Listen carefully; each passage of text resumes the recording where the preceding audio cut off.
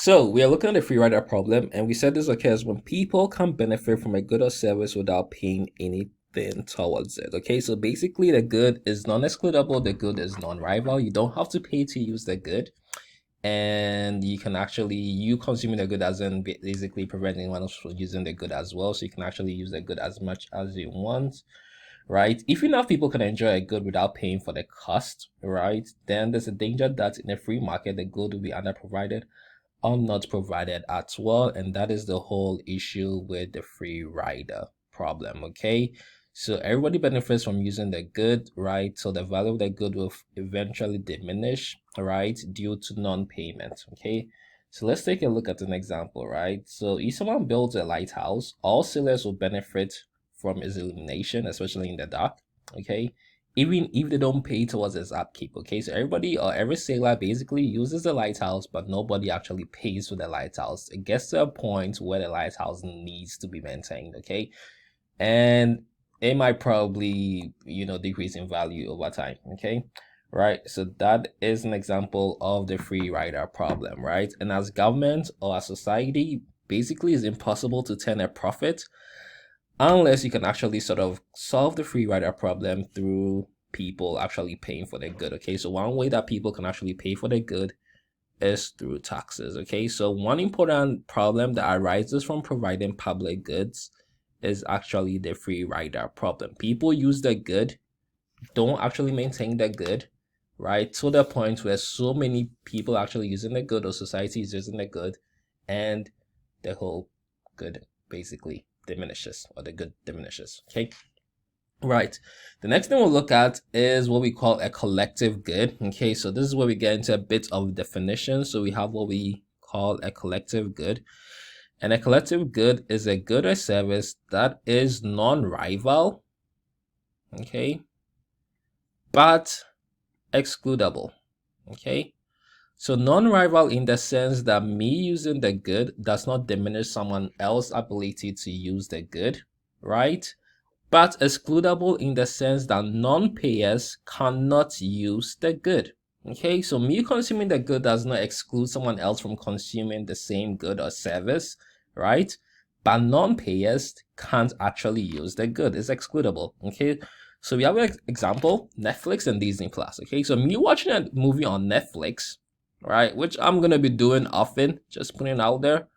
Okay, or watching movies on Disney Plus does not prevent you from watching a movie on Netflix as well, right? But to actually watch Netflix, you actually need to pay for it. Hence, it becomes excludable. Or for you to actually watch Disney Plus, you actually need to pay for it, okay? Right? Or someone has to pay for it. I know people free ride Netflix and Disney Plus, but you get the point, okay? So you basically have to pay for it, okay? So that is what we call a collective good, okay? So that is what we call a collective good, right? So you consuming the good does not prevent you from using the good, okay? But you actually have to pay for the good. And then we have a pure private good, okay? And a pure private good is excludable and rival in consumption. So it's excludable in the sense that you actually need to pay to actually use the good, and is rival in consumption in the sense that me actually consuming that one good basically prevents someone from consuming the good as well. So for example, if I bought pizza for myself, I love pizza, by the way. Okay, if I bought pizza for myself and me actually eating the pizza, a slice of pizza for myself, okay, so that's my pizza, right? Basically excludes you from actually consuming that same pizza, okay, and I actually need to pay for the slice of pizza. So it's excludable and rival in consumption. So most goods that we actually use tend to be private goods, okay? Most goods that we tend to use tend to be private goods, right? And finally, we have what we call a common good or commons good, right? And a common good is a rival good, which tends to be non-excludable. Okay, so a common good is a rival good which tends to be non-excludable. So non-excludable in the sense that you don't need to pay to actually use the good. Okay, non-excludable in the sense that you don't need to pay to actually use the good. But rival good in the sense that you actually using the good prevents other people from eventually using the good. Okay, a classic example that we economists love to use is what we call fish in open water. Okay, so it's actually free in some, or in most cases actually free to actually fish or to go fishing. Okay, you don't really need to pay to go fishing. You can just sit by a river and try and catch some fish. Okay, but is rival in the sense that you actually catching some number of fish, right, prevents other people from catching fish eventually, right? Because remember, there's a finite. Okay, there's a finite amount of fish in open water. So for example, a finite amount of fish in a pond. Okay, so eventually there'll be so many people actually taking fish out that there'll be no fish. Okay, so in that sense it tends to be rival. Okay, so fish in open water, or let's say fish in a pond. Okay, right, so I want you to think of some common goods as well. We have timber.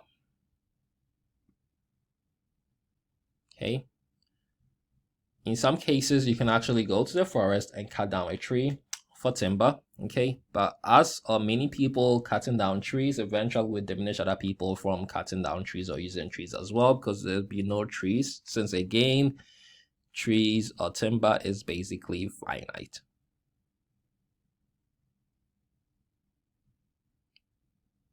So you can actually put this in a table or a matrix. So if a good is non-excludable, right, it tends to be high in terms of being non-excludable, right, but it tends to be low in terms of being non-rival, right? So essentially it's rival, then that good is a commons good. Okay, if the good is excludable, is non-excludable and non-rival, it tends to be a public good.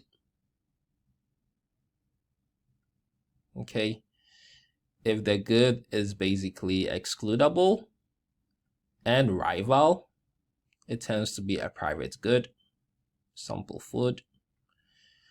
Okay, and if the good is excludable but non-rival, it tends to be a collective good. Okay,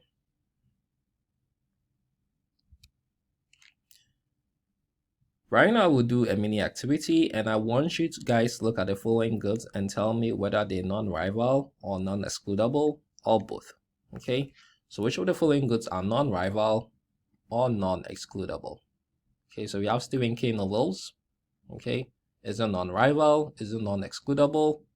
Okay, what about street lighting on campus? Is it non-rival? Is it non-excludable? What about NPR radio broadcast? Is it non-rival? Is it non-excludable? And what about the apple fruit? Okay, so apple sold. Is it non-rival? Is it non-excludable? Is it both? Okay, so I want you guys to take a look at that, and I want you to think about whether those goods are non-rival and also non-excludable.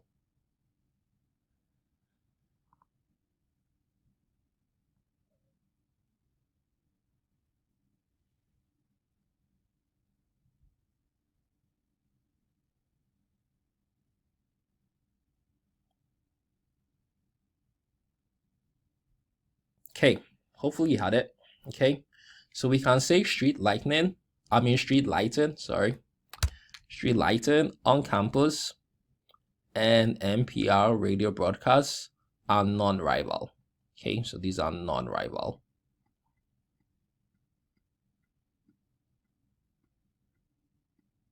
Okay, they are also non-excludable.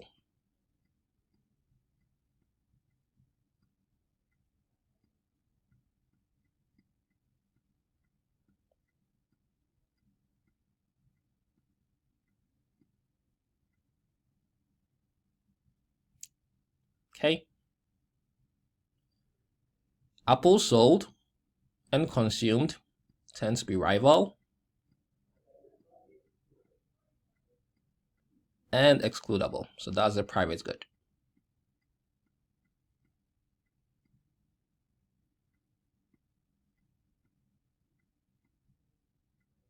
Stephen King novels tend to be, well, these ones are tricky, right? So it can be non-rival. So me reading a Stephen King novel does not prevent someone from reading a Stephen King novel as well, since many copies are made.